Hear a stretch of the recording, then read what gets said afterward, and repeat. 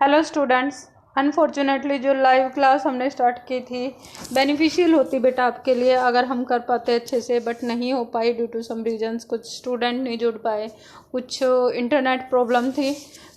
ये वीडियो जो है आपके पेपर को सोल्व करके मैं आपको सेंड कर रही हूँ, और नेक्स्ट टाइम जब हम लाइव होंगे तो उसके लिए थोड़ा सा प्रोसेस अलग से वीडियो में आपको बताऊँगी, ठीक है। अब एक बार देख लेते हैं बेटा, हमारा पेपर था ये, किसी एक स्टूडेंट ने सेंड किया है। क्वेश्चन नंबर कौन सा है देखो, मैं यहाँ पर आपको पेज नंबर बता सकती हूँ, पेज नंबर 7 लिखा हुआ है।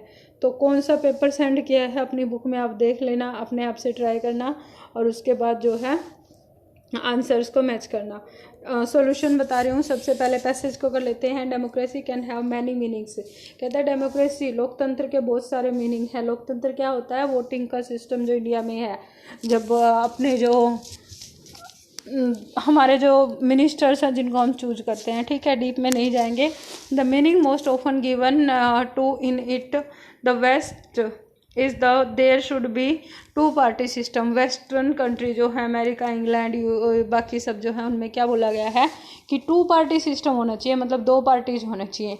That people should vote for one party और अनदर, या तो लोग एक पार्टी के लिए वोट करें या दूसरी के लिए, बस दो ही ऑप्शन हो। In fact we had many parties, लेकिन हमारी कंट्री में क्या है, हमारी कंट्री में तो बहुत सारी पार्टीज हैं।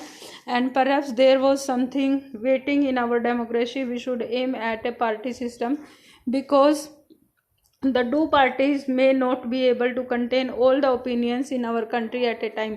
हमारी कंट्री में जितने ओपिनियन हैं, लोगों की डिफरेंट जो सोच है, उसको ये दो पार्टी सिस्टम कैरी भी नहीं कर सकता। इसलिए राइटर जो बोल रहा है वो कहता है कि हमारी कंट्री के लिए ये सिस्टम ठीक है, क्योंकि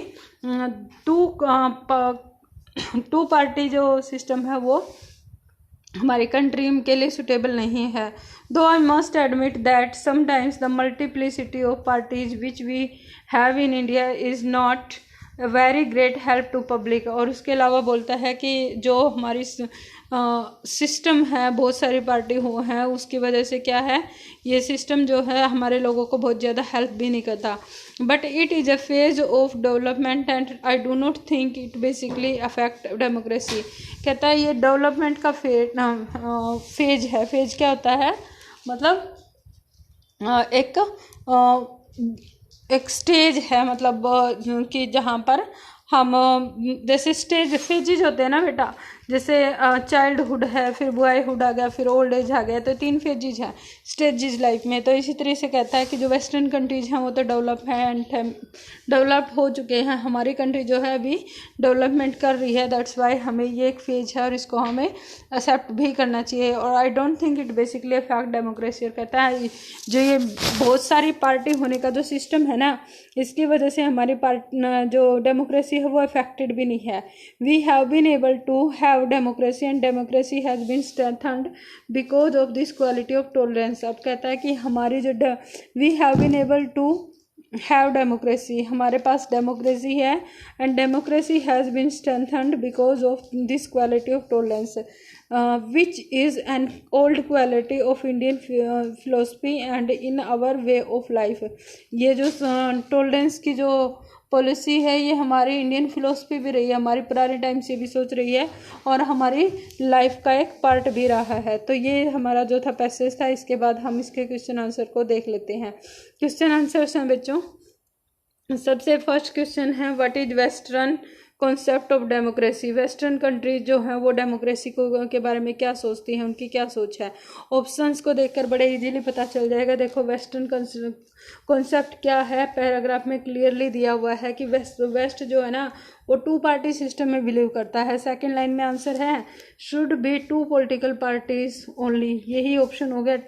Y more than 2 parties are necessary, 2 से ज़्यादा पार्टी क्यों होनी चाहिए, इंडिया के रेफरेंस में बात की है, क्योंकि ओपिनियन वाले लाइन देखो, able to contain all the opinion in our country in a time, ठीक है। इसका ऑप्शन ये हो गया 2 parties may not represent all opinions. The author says, author ने क्या बोला है, we have 2 parties in India, we are tolerant people. और सबसे पहले हमारे पास इंडिया में 2 पार्टीज नहीं है। इंडियन डेमोक्रेसी स्ट्रॉन्ग नहीं, ये बात भी नहीं बोली है। और टॉलरेंस फिलोसफी नहीं है बल्कि we are tolerant people. Last line में इसने बोला क्या है, देखो यहाँ से आंसर निकलेगा, which is an old quality of Indian philosophy and in way of our life, हमारी लाइफ का तरीका भी यही है। तो वी आर टॉलरेंट पीपल, हम लोग जो है सहन कर लेते हैं। फिलोसफी इंडियन रही है और इंडियन पीपल जो है उनके वे ऑफ लाइफ भी यही रहा है। तो ये आंसर जो है इस तरीके से हो जाएगा। ठीक है बेटा, आगे अगला क्वेश्चन देखते हैं। द ऑथर सेज, अब ऑथर का क्या ओपिनियन है ये देख लेते हैं। We have two parties in India, बिल्कुल गलत हो गया ये, अच्छा ये क्वेश्चन कर लिया था। ठीक है, what is meant by the phrase wanting in democracy, wanting का मतलब क्या होता है, चाहना, रिक्वायरमेंट। गुड फॉर डेमोक्रेसी नहीं है बेटा, लैकिंग का मतलब होता है कमी भी होना, और कनेक्टेड विद डेमोक्रेसी नहीं है, नेसेसरी फॉर डेमोक्रेसी जो है इसका राइट आंसर है। अच्छा, टाइटल के बारे में बात करते हैं। जब हमने इस पैराग्राफ की पूरी ट्रांसलेशन देख लिया, वर्ड टू वर्ड हमने इसको समझ लिया है, तो आपके माइंड में क्लियर होना चाहिए क्या है। Feature of Indian democracy, none of these है। Philosophy, psychology of Indian in defence of multi party system. तो ये जो फर्स्ट ऑप्शन है ये ठीक होगा, क्योंकि वो बोल रहा है कि इंडियन टॉलरेंस है, इंडियन के रेफरेंस में ये चीज़ सही रहेगी। ऑल दीज थिंग्स जो राइटर है उसने बोली हैं, तो इसका फर्स्ट ऑप्शन होना चाहिए। ठीक है, एक बार आंसर्स दोबारा से बता देती हूँ, एक्सप्लेनेशन के चक्कर में ना दिखाऊंगे। First is western concept of democracy, there should be two political parties. Why more than two parties are necessary, तो two parties may not represent all Indian opinions. The author says, क्या tolerance is a philosophical concept, ये था see, we are tolerant people.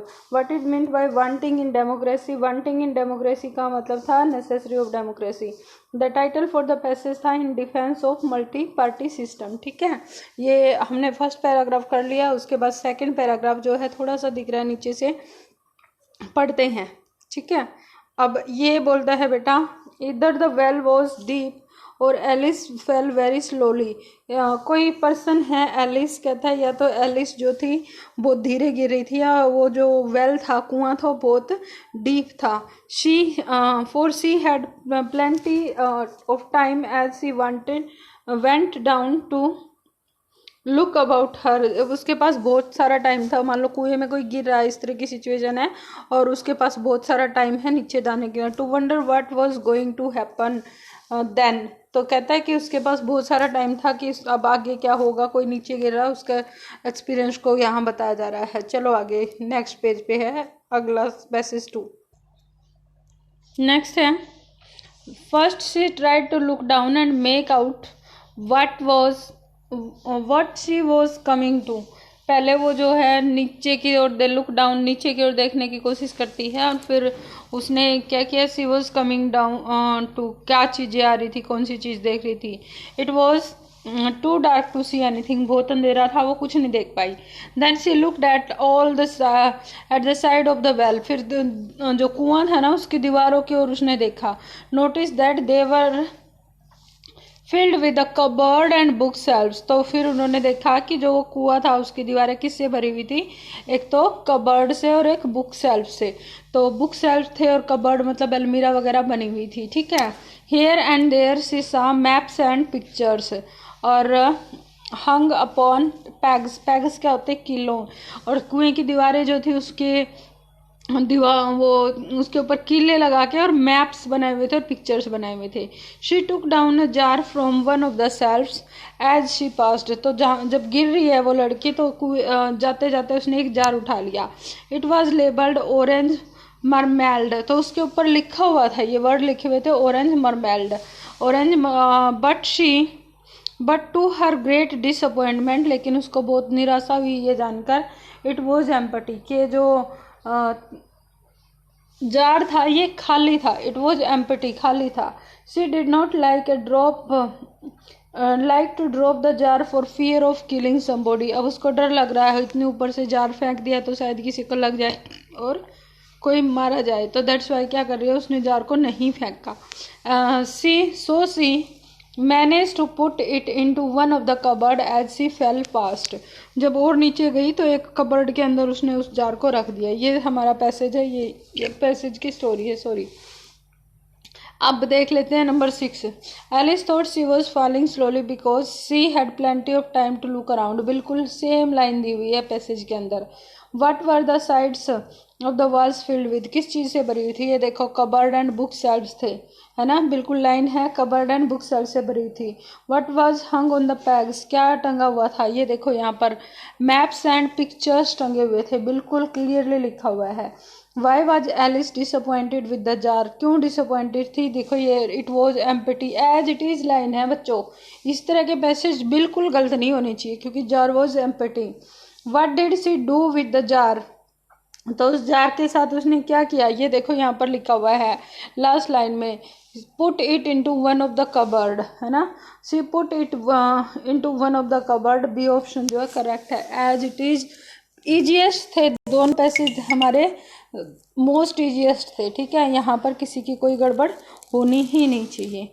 Next देखो बेटा, ये क्या है हमारे, ये है एक्चुअली आर्ट, तो ये एक्सरसाइज जो दी हुई है ये आर्टिकल बेस्ड है। सी इज डेस रियल हिटलर, जब किसी पर्सन को के लिए उसकी क्वालिटीज़ के लिए यूज करते हैं ना, तो क्या होता है, हमें प्रॉपर नाउन के साथ भी लगाते हैं हम, आर्टिकल का यूज होता है ए एन और द का। सी इज, अब ये शी जो है ना ये अननोन है, तो यहाँ पर क्या आएगा, तो यहाँ पर आना चाहिए ए। जैसे इससे रिलेटेड एक और एग्जांपल आपको बताती हूँ, जैसे ही इज डैश गांधी, है ना, एक तो ये बोल रहे हैं हम ही इज डैश गांधी, और दूसरा मैंने क्या बोल दिया बेटा, he is dash Gandhi of our school, है ना। तो आवर स्कूल क्या है ना, तो ये पर्सन क्या हो गया, हमारे लिए नोन हो गया, जिसको हम अच्छे से जानते हैं। जब पर्सन इस तरीके से नोन होता है ना, our school, our class, our family, तो इस तरीके से होगा, तो यहाँ पर दा लगना चाहिए। लेकिन अगर सेंटेंस में ये वाला पार्ट नहीं दिया हुआ हो, तो ये ही जो है ना नोन पर्सन है, किस ही के बारे में पता कर रहे हैं हमें नहीं पता, ही इज अ गांधी, तो इस तरीके से होगा, ठीक है। अब सेंटेंस हमारा क्या लिखा हुआ है, शी इज डैश हिटलर, तो ए Hitler, he is dash MP. अब एमपी जो है ना, इसके साउंड पे जाएंगे एम और पी, और ये आगे वाला जो एम है इसी ने डिसाइड कर दिया कि वोवल की साउंड है, और वोवल की साउंड होती है तो क्या फिल करते हैं an. I do not know dash man you are talking with, अच्छा मैं उस आदमी को नहीं जानता, मैं एक आदमी को नहीं जानता जिससे तुम बात कर रहे हो, मैं उस आदमी को नहीं जानता। जब कोई स्पेसिफिक हो जाता है ना, तो क्या आता है द, यहाँ पर स्पेशलाइजेशन कर दिया, कौन सा आदमी, वो आदमी जिससे कि तुम बात कर रहे हो, जिसको हम बता रहे हैं ना, आई जो जिसको बता रहा है ना, उसे ऑलरेडी उस पर्सन के बारे में पता है, तुम जिससे बात कर रहे हो, तो वो स्पेसिफिक पर्सन हो गया ना। और जब पर्सन स्पेसिफिक होता है तो हम क्या यूज करते हैं बेटा, एन का द का यूज करते हैं। क्या आएगा यहाँ पर, I don't know the person और man you are talking with, तो इसका आंसर हमारा कौन सा हो गया, ये हो गया अपना आंसर द।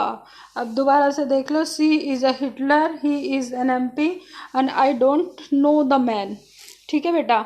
आगे देखो एक बार, नेक्स्ट जो है अरेंजमेंट वाले सेंटेंस है बेटा, इनको रीअरेंज करना है। 4 ऑप्शन दिए हुए हैं इनके, और इनमें से बताना है कौन सा सेंटेंस किस नंबर पे आएगा। इस तरीके के सेंटेंसेज में हमें कंजंक्शन का अगर नॉलेज है तो वो काम करती हैं। वर्ब के बाद क्या दूसरी वर्ब नहीं आ सकती, इस तरह की चीज़ें भी काम आती हैं, एक सेंस बनानी पड़ती है। जैसे देखो स्टार्टिंग में हम क्या देख रहे हैं, जो लास्ट वाला पार्ट है ना हमारा, अ टीचर और अ बिजनेसमैन, यहाँ पर अ पब्लिक मैन और ए क्लर्क, ये अलग अलग पोस्ट के नाम दे रखे हैं ना, इसका मतलब क्यू वाला जो है ना लास्ट में होना चाहिए। अगर सीधे सीधे आप जाओ ना ऑप्शन पे, क्यू वाले को लास्ट में करो, तो एक ही ऑप्शन है जिसमें कि क्यू वाला लास्ट है, क्योंकि एक टीचर, एक बिजनेसमैन, एक पब्लिक मैन और क्लर्क, ये बहुत सारी पोस्ट के नाम हैं, बाकी तो किसी सेंटेंस में दे नहीं रखा। इस तरीके से आपका जो है ये शॉर्टकट बता रही हूँ कि इस तरीके से भी आप सेंटेंस के आंसर तक पहुँच सकते हो। चलो दूसरा वैसे मैं बताती हूँ करेक्ट क्या है, इट प्लेज, है ना, in every branch, it plays in every branch, उसके बाद आ जाएगा और department, whether one is a public man, a clerk, a teacher और अ बिजनेसमैन। तो इसका राइट हो गया हमारा आर और पी उसके बाद एस और क्यू यानी कि ये वाला। ठीक है, अब छोटी सी चीज़ अगर समझ ली थी तो बिना सेंटेंस पे ज़्यादा टाइम वेस्ट किए आपको आंसर पता ही चल गया था, है ना। अब देखो नेक्स्ट सेंटेंस है, क्या है, the doctors offer not only saved Julie, ये दिया हुआ है। उसके बाद but enabled her to bloom into a happy women from the jaw of death. The doctors, doctor ने ऑफर दिया होगा, कौन सा ऑफर दिया होगा इनमें से सारों में से ऑफर कौन सा दिख रहा है आपको, मैरिज का, है ना। The doctors offer of marriage. अच्छा, उसके बाद एस से स्टार्ट कितने हो रहे हैं, 2। एस के बाद पी तो कंफर्म हो गया ना, the doctors offer of marriage not only saved Julie. अच्छा, अब इसके बाद क्यों आना चाहिए यार, आना सेव फ्रॉम होता है, अगर प्रपोजिशन याद किए हो तो, save from the jaw of death but enabled her to blossom into a happy women. मतलब डॉक्टर्स, दोबारा से इस सेंटेंस की सीक्वेंस बताती हूँ अब आपको। डॉक्टर का जो ऑफर था ना, कौन सा ऑफर, मैरिज का, उसने जूली को बचाया, किससे, from the jaw of the death, मौत की चंगुल से, and but enabled, not only और बट आल्सो का होता है क्या, पेयर, नॉट ओनली आ गया तो बट आ रहा है, तो इसके बाद यही आएगा, but enabled her to blossom into a happy life. और राइट ऑप्शन कौन सा हो गया, डी वाला, SPRQ, यही बनता है ना, SPRQ, हाँ यही ऑप्शन है। ठीक है, तो इस तरीके से जो है ये आपका राइट ऑप्शन डी हो गया। चलो बेटा आगे, अगला सेंटेंस है ना बेटा, आई एम श्योर दैट, मैं श्योर हूँ, किस बारे में, कि because the train was 4 hours late he would never reach Mumbai in time for the interview. ये दोनों तो एक साथ आने ही है, क्यू आर तो एक साथ है, he would not never reach Mumbai in time for the interview because the train was 4 hours late, ये बन गया भाई। लेकिन ही थॉट को कहाँ लास्ट में लगा नहीं सकते, तो इसको स्टार्टिंग में लगा लो। आंसर क्या होगा, आई am sure that he thought he would never reach Mumbai in time for the interview because the train was 4 hours late। और सीक्वेंस क्या बन गई, S बन गया, फिर उसके बाद Q आ गया, R और P, SQRP फर्स्ट में है ना, तो फर्स्ट ऑप्शन हो गया। अच्छा, अगला आ जाओ, ग्रामेटिकल एरर वाला पार्ट जो है। एरर वाले पार्ट में देखो बच्चों, I must find out some means to balancing दे रखा है, और ये तो इजीएस्ट सेंटेंस है। टू बैलेंसिंग के टू के बाद है ना आईएनजी फॉर्म नहीं लगा सकते आप, टू के बाद आईएनजी फॉर्म बिल्कुल नहीं आती, टू के बाद first form of the verb आएगी। अगर इसको मैं ठीक करूँ, I must find out some means to balance होना चाहिए, टू बैलेंसिंग नहीं होना चाहिए, टू बैलेंस होना चाहिए, तो इस पार्ट में गड़बड़ है। और सी, ये इसका ऑप्शन दे रखा है, सी वॉज अपियरिंग ओल्ड दो सी वॉज यंग। अब ये वर्ब जो है ना बेटा, आपने बहुत सारी वर्ब की होंगी जिनके साथ कि हम क्या है आईएनजी फॉर्म यूज नहीं कर सकते, जैसे फील तो होता है, सी होता है, हियर होता है, और यूज होता है, तो उनका मीनिंग अलग ही निकलता है। उसी तरह की वर्ब है अपियरिंग, अपियर हो सकता है, अपियरिंग नहीं हो सकता, तो अपियरिंग जो है ना वो वर्ड गलत है, यहाँ पर ये नहीं होना चाहिए। ठीक है, नेक्स्ट है, if you are good at people you will be treated well automatically. ये पार्ट है ना बेटा, यहाँ पर क्या होना चाहिए था, वेल ट्रीटेड, ट्रीटेड वेल नहीं होता, वेल ट्रीटेड होता है, अच्छा बिहेव किया जाएगा। ट्रीटेड है ना, ट्रीटेड बिहेव करना, और वेल उसके साथ एडवर्ब का काम कर रहा है, तो ये इससे पहले आएगा ना कि इसके बाद में आएगा। ट्रीटेड वेल नहीं होता, वेल ट्रीटेड। और राइट ऑप्शन कौन सा हो गया, सी वाला। ठीक है, एडजेक्टिव और एडवर्ब का जो प्लेस होता है उससे रिगार्डिंग ये जो एरर थी ये वो थी। नेक्स्ट सेंटेंस है आपका, dash his friends is tired, है ना, हिज फ्रेंड्स इज टायर्ड। और अब ये ऑप्शन दे रखा है, neither he nor his friends, either he or his friends, he as well as his friends is tired, और not only he but also his friends is tired. अब देखो, neither और नॉर जो होते हैं ना, उनमें जो वर्ब लगती है वो किसके अकॉर्डिंग लगती है बच्चों, जो लास्ट वाला होता है यहाँ हिज फ्रेंड्स के अकॉर्डिंग, और नॉट ओनली और बट आल्सो में भी जो नियरेस्ट सब्जेक्ट होता है ना उसके अकॉर्डिंग लगती है। तो he as well as his friends is tired, उसके वो भी उसके साथ साथ उसके फ्रेंड भी थके हुए हैं, है ना, वो भी थका हुआ है, इस तरीके से। तो इसका राइट ऑप्शन ये हो गया। It is accepted that Jayadeva was born in the village of Kenduli. अब ये क्या है बेटा, पहली चीज वोल्सम तो नहीं आ सकता ऑप्शन, क्योंकि यहाँ पर एक्सेप्टेड जो है वर्ब है और एडवर्ब आएगी, और एडवर्ब जो होती है एल वाई के साथ होती है, ठीक है। ओपनली खुले रूप से होता है, फर्मली होता है दृढ़ता के साथ, है ना, बड़ी ही मजबूती के साथ। वाइडली का होता है बहुत सारे लोग उस चीज को जानते हैं। तो किसी के बर्थ प्लेस के बारे में जानना जो है ना, वो हमारा क्या है, वाइल्डली नोन प्रोसेस होना चाहिए, ठीक है। नेक्स्ट देखो बेटा, the classroom was so dash that it वो that is was difficult to hear what the teacher was saying. अब देखो, ऑडिबल क्या होता है, सुनाई दे, साइलेंट होता है चुप, क्राउडेड होता है भीड़ से भरा हुआ, है ना, नोइजी नॉइज होता है शोर शराबा। The classroom was so noisy, इतनी ज़्यादा शोर था वहाँ पर कि टीचर की आवाज़ सुनाई नहीं दे रही थी, है ना। तो यहाँ पर ऑप्शन होना चाहिए आपका नॉइजी। नेक्स्ट सेंटेंस देखो बच्चों, करेक्ट सिनोनियम चूज करना है। अच्छा, ये रिदम है ना बेटा, इसके अगर आप देखोगे मेजर भी होता है सिनोनियम, रेगुलर पैटर्न भी है और फ्लो भी है, टेम्पो भी है। तो इनमें से अगर मुझे सारों में बेस्ट चूज करना हो, देखो वैसे बताऊं आपको कि थोड़ा सा डाउट है मुझे इस क्वेश्चन में कि क्या होगा, लेकिन अगर मैं रिदम का सबसे बेस्ट देखूं तो मुझे टेम्पो लग रहा है, क्योंकि जो रिदमिक थिंग होती है ना, जो सॉन्ग वगैरह होते हैं, उनकी टेम्पो यानी कि ट्यूनिंग जो होती है वो चेक की जाती है। वैसे सारे ऑप्शन ही ऐसे हैं कि जो इसके सिनोनियम है। या तो ये क्वेश्चन जाना चाहिए आपका डाउट में कि भाई सबको ग्रेस मार्किंग मिले, या फिर इसका ऑप्शन जो है आपका जो टेम्पो है वो ठीक होगा मेरे अकॉर्डिंग। हो सकता है, चलो आप बताना मुझे इसका क्या आंसर है कमेंट में। आप लोग बेटा थोड़े यंग हो और टेक्नोलॉजी के साथ आपको पता होना चाहिए कि किस तरीके से यूज करते हैं, थोड़ा सीखा करो, चीज़ों को ज्वाइन करो।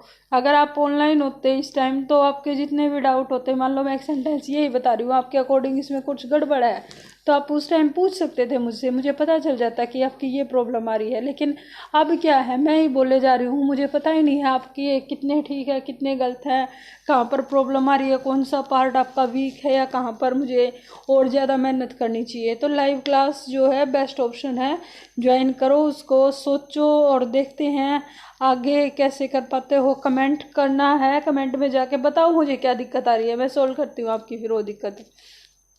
नेक्स्ट है choose the antonym of the given word. जो ये वर्ड दिए हुए हैं ना बेटा, इनका एंटोनियम बताना है। वेल्दी है, जैसे वेल्दी क्या होता है, बहुत ज़्यादा जो जिसको बोलते हैं कि रिच, अमीर, है ना। फेमस नहीं होगा भाई इसका एंटोनियम, एंटोनियम मतलब उल्टा वर्ड। इनसिग्निफिकेंट, सिग्निफिकेंट का होना चाहिए महत्वपूर्ण और अमहत्वपूर्ण, तो ये भी नहीं है। स्किल्ड क्या होता है, स्किल्ड किसको बोलते हैं, जो कि निपुण हो किसी काम को करने में। तो वेल्दी का क्या आ गया, poor. Choose the सिनोनियम of the given word. Swell, swell का मतलब होता है सूझ जाना, ठीक है, सूझना। अब इसके ऑप्शन जो दिए हुए हैं ना सिनोनियम में, सबसे पहले सिंक। सिंक किसको बोलते हैं, कोई जहाज वगैरह जो होती है ना उसको डूब जाए तो उसको बोलते हैं सिंक। अबेट का मतलब क्या होता है, कम करना या कम होना। डिमिनिश क्या उनका मतलब क्या होता है, खत्म हो जाना, एकदम से समाप्त हो जाना। और एक्सपैंड का मतलब होता है फैलना। तो अब आप बताओ इनमें से सारों में से कौन सा होना चाहिए।